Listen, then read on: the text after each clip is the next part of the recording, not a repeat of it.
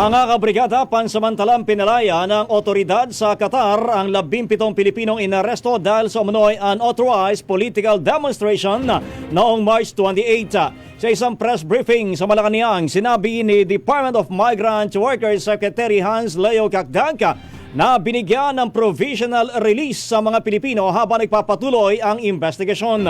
Ayon sa kanya, unang pinalaya 12 mga lalaki bandang alas 2 ng madaling araw, Qatari time, at kasunod ng 5 mga babaeng dakong alas 4 naman ng madaling araw. Bagaman pansamantalang pinalaya, hindi pa rin pinapayagan ng mga ito na umalis sa Qatar. Nilinaw rin ni Kakdag na sa ngayon wala pang kasong naisasampa laban sa kanila. Nabatid na mga sinasabing dahilan ng pag-aresto sa mga ito ay dahil sa illegal assembly o gathering without permit, gathering that potentially disturb public security.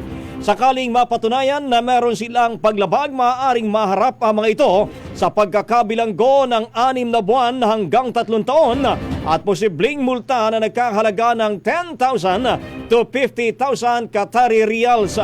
Binigyan din ng kalihim na ang pagpapalaya sa mga Pilipino ay resulta ng direktiba ni Pangulong Ferdinand Marcos Jr. sa kanila na tiyaking mapapalaya ang mga ito at mabibigyan ng welfare at legal assistance. Nagpasalamat naman ang pamahalaan ng Pilipinas sa Qatari authorities sa ibinigay na provisional release. Ang bahaging ito ay hatid sa atin ng DriveMax Herbal Capsule. Lalaking angat, tumatagal.